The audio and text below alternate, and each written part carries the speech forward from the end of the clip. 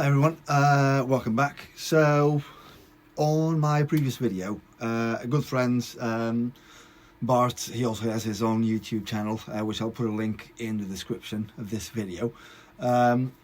He actually asked me about what he thought was just a controller, but it isn't just a controller, but we're going to get there.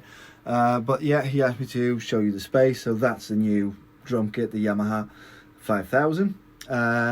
The old one is over there on the corner now, with a new Premier 1026 right over there. Plenty of cymbals, left, right and centre, all stag obviously. But the whole point is this. So let me just switch this. Okay, so this is where everything sort of happens. This is actually a PreSonus Studio Live 24 Series 3. Let's see if I can just... there's too much. No, we can't. Just too much glare from the little strips. But it's a 32 channel desk, so it's 24. So you have 24 inputs in the back. And then we can actually hook up an additional 8 via a digital stage box. So I can actually have 32. And then you can just through... if I just go back to mixer mode, so I have 24 straight away, and then you can still have, see, up to 32 there. If we flip it, then 4 banks of effects per channel, and then have auxiliaries 1 and 2. That's tape input, and that's the talkback microphone. So it works as a normal mixer. You can recall scenes, you can save scenes, you can do all sorts. On the side here you have all of your mix outputs, which is for monitoring. Your 4 banks of effects in here. These you can assign different functions, so they're all assignable. But yeah, so the mixer itself, like I said, all of the channel strip is here. So you have input, gates, compressor, EQ, aux sends, analog input if it is an XLR or quarter-inch jack, USB if you're bringing something from the computer, network, that's for that digital stage box, and then SD card. Now SD card is funny because the cool thing about this one is that, so that's for live recording. So you can actually multi-track up to 32 plus the stereo, so 34 channels of audio into an SD card. So you can take this out to a gig. It's still your own good old mixer, but you can actually multi-track it straight away. Alternatively, you can do the setup in here. So that's Studio One over there. If I actually press play, that's just the overheads of that Yamaha drum kit behind me. Just a quick test. You can hook it up to a computer via USB, so if you wanted to take a laptop to a gig to record, you could do so as well. Alternatively, you can just use the SD card, and then that's fine. Once you get home, you can, remove the SD card, download the files into, in my case, it's that lovely Mac Pro over there, and you can then open up the session in Studio One, and you would have 34 tracks of audio all in there. The cool thing about this mixer is once you're done recording, there's this little button there that says DAW. You press it, and now it is basically a controller. So let's see if we can put this in here. So if I move this fader there, you can see the fader moving on the screen as well. So the first channel. So this now works as a controller. But the cool thing is, because if I'm recording videos in here, what I also do is, there's 2 little apps from PreSonus. There's the universal control, which is going to identify, there's my mixer, as you can see. So I touch the mixer, and now if I move back, if I get out of DAW mode back into mixer mode, so now for example, if I move that fader there, you can see the fader moving up and down on the mixer as well. So it gives me remote control over the mixer, or if I go back into DAW mode while I'm recording, I can then get out of this one, go back into this one, which is the Studio One remote. There's my computer. It recognizes it straight away, loads everything up. I'm taking its time today, do apologize, but hey ho. Go on. It already recognized the computer, so we just have to be patient a little bit. But what this is going to allow me to do is obviously, there we go. So now this screen is basically that screen. And if I come here on the iPad, that first channel, can you see it also? In fact, you can see the mixer, you can see the software, and you can see the iPad. So all this does is, while I'm sitting all the way back there, allows me to start recording, pause, do whatever I need to do, control gains, arm tracks to record. And in here now, obviously, there's the two solo. So these two yellow ones, these are the overheads, which you can also see here on the mixer, those two. So if I remove it there from now, there you go. And you can see they also disappear on the mixer, and so did the mute on all the channels. So if I go back to the overheads and solo one, so that's overhead right, overhead left, but it muted all the other channels. So if I unsolo now, so there's no more mute and everything can be heard right now. So yeah, that works a treat, and all that works with this little that's just an Ethernet hub. So the mixer connects to that hub. The hub is not connected to the internet at all. All that is doing is basically generating a Wi-Fi signal.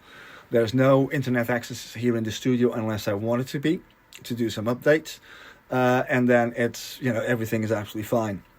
But through that, I have had, in fact, I can pull. I've had rehearsals in here, and I've done recordings in which we're all using in-ears or headphones, everyone with their own, either my iPad or with their phones, whether it be Android or Apple iPhone, or even with, another tablet that may not be an iPad but an Android tablet. Everyone can control their own individual monitoring for what they want to hear, because I can assign mix outputs to each and every single one of them, give them the permission, and then they can only affect whatever channel they're on, which is great. So it works like a treat. Technology is a wonderful thing, especially when it works, and in this case it does work. Now, one thing that we're gonna do is, so that lovely overhead there we go. That is one of two Aston Starlight. It's a stereo match spare. They're great, but I've just acquired now, because I do have small condenser microphones. Let me take this snare out of there. I do have small condenser microphones, and then I also have large condenser microphones. And I know that they do sound different, obviously, because the capsule has a completely different size. So the frequency response will be different. However, this I didn't have. So I just acquired two ribbon microphones. Let's see if I can open this single-handedly. I know. I'll just use... Give me a second. Hopefully that will come out. Oh, come on. Yes, it opened. So that is... It is a T-Bone RM700. So it's a ribbon microphone, and I actually got a pair of them. So right now, and that's why I was listening to this. Oh, sorry. Just the overheads.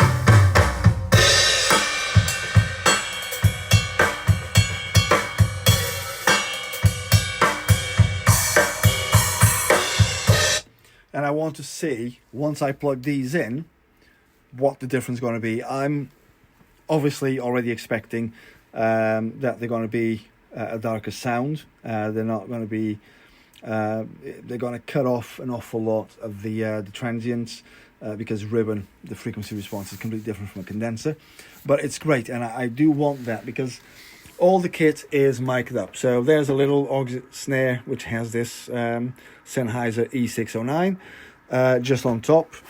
The Gretsch 13x7 ash shell does have that PGA 181 Shure, which is also a condenser, on top, so I'm going to move that to a dynamic as well. It does have an Audix F2 on snare bottom. There's a DPA here for the hi-hat. Then we have obviously the two Aston Starlights at the moment. And then the toms, the floor tom has, it was an OEM brand, Zek, but it was actually a Electro Voice microphone. So it was an Electro Voice microphone branded OEM. So that's a ZM25. It's been discontinued many years ago, but it does work well on floor toms. And then I have PGA 56s on both rack toms. The kick does have an Audix ADX 60 inside, which hopefully, let's see, there you go, you can see it there. And then it does have Audix D6 on the kick out, and you can also see, let's see if I can zoom in there, that is the Yamaha sub kick as well, and there's a D6. Then a room mic, we actually have that Aston Spirit in there as well, so it does work, and that's the full extent of how I record everything in here. And then monitoring wise, I have this, which is, there's my whiskey, obviously, it's the end of the day, so I deserve one. But that is the PreSonus Monitor Station V2, so that's the second version. You can plug in 3 sets of studio monitors in there, so 2 pairs like I have in here. So I have an MTM pair, the Aris 44s, so 2 4-inch drivers with the tweeter in the central position, and then the R80, so that's an 8-inch driver, and that ribbon sort of tweeter would be equivalent to a 3.2-inch tweeter on a normal speaker. So to give you an example, if I remove the R80, so now it's just the MTM speakers, that's how they sound.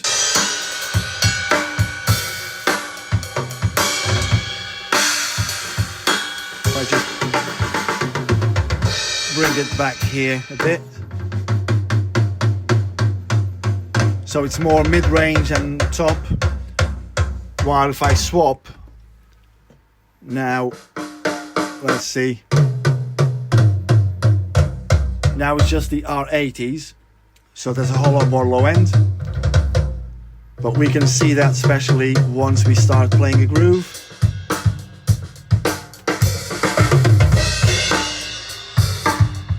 Now with the other ones, see that all that top end, so all that mid-range and top end comes up straight away, and it's great to balance mixes in here. I really like to work with both of these, and yeah, so this is actually the whole setup in here. So Bart, I hope that makes sense and that explains it a bit more, what you were looking at. So yeah, any further questions, give us a shout, leave a comment, and I'll get back to you. Take care, bye bye.